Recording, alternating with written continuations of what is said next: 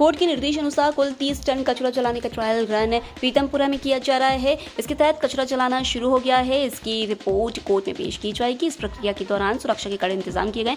500 से अधिक पुलिसकर्मी और 2 एम्बुलेंस तैनात की गई है। पीतमपुर में दोपहर बाद यूनियन कार्बाइड का कचरा जलाना शुरू हो गया है। 3 दिन में 10 टन कचरा जलाया जाएगा। 2 भस्मकों में 800 और 1200 डिग्री तापमान रखा गया और उसमें कचरा जलाया गया। उसमें से जो राख बचेगी उसमें पीतमपुर के ही रामकी प्लांट में लैंडफिल किया जाएगा। 30 टन के ट्रायल रन की रिपोर्ट हाईकोर्ट में प्रस्तुत की जाएगी।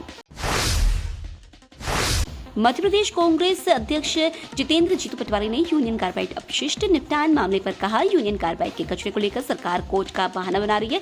यदि सरकार इस कचरे को उठाकर इंदौर के पीतमपुर लेकर गई तो इसका अर्थ है कि इसके पीछे सरकार और सरकारी नेताओं के आर्थिक हित छिपे हुए हैं। उन्होंने कहा कि स्थानीय नेताओं और प्रशासन को चुनौती देता हूँ, रामकी कंपनी के आसपास के 10 किलोमीटर के भूजल की जाँच कीजिए और देखिए कि उसमें कैंसर के तत्व है या नहीं।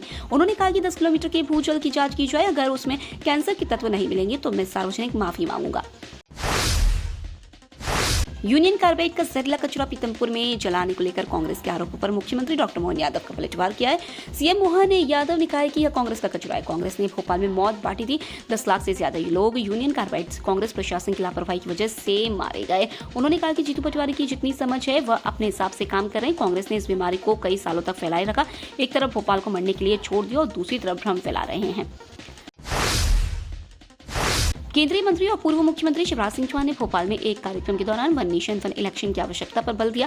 उन्होंने कहा कि बार-बार चुनाव होने से विकास कार्यों में रुकावट आती है। शिवराज ने कहा कि अपने देश में और कुछ हो या ना हो, लेकिन सारे राजनीतिक दल 5 साल 12 महीने हर सप्ताह और 24 घंटे एक चीज की तैयारी करते रहते हैं और वह है अगला चुनाव। शिवराज ने कहा कि सरकारें चुनावी लाभ को ध्यान में रखते हुए नीतियां बनाने में व्यस्त हो जाती है, जिसके परिणाम स्वरूप महत्वपूर्ण और लंबी अवधि के विकास कार्यों में देरी हो जाती है।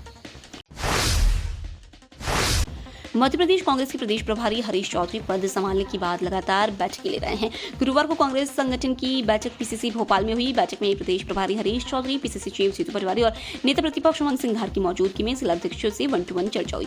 इस बैठक में तय किया गया कि जो जमीन पर काम करेगा उसी को पद पर रहने का अधिकार है। घर बैठे लोगों को जल्द हटाने की बात कही गई है। जानकारी के अनुसार कई जिला अध्यक्षों को बदलने पर भी बात हुई है। मालवी फिल्म थारो महरो प्रेम के संबंध में शुक्रवार को भोपाल में एक प्रेस वार्ता का आयोजन किया गया। फिल्म के निर्माता राजेंद्र राठौर ने बताया कि मालवी बोली विलुप्त होती जा रही है। बोली को बचाने व मालवा संस्कृति की झलक को दिखाने व प्रदेश के पर्यटन को बढ़ावा देने के लिए वे इस फिल्म का निर्माण कर रहे हैं। उन्होंने यह भी बताया कि फिल्म अधिकांश कलाकार मालवा क्षेत्र के ही होंगे, साथ ही फिल्म निर्माण से जुड़े लोग भी मालवा से होंगे।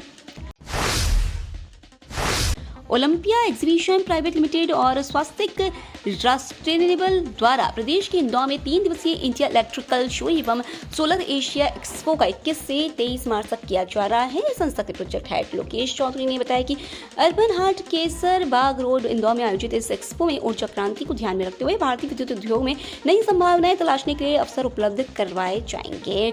साथ ही इस ऊर्जा क्रांति का सीधा लाभ जन सामान्य को भी मिलेगा। राजधानी भोपाल के जहांगीराबाद चौराहा गुरुद्वारा के सामने निगम के अतिक्रमण अमले द्वारा रीना फूड्स रेस्टोरेंट के नाले पर कार्रवाई की गई।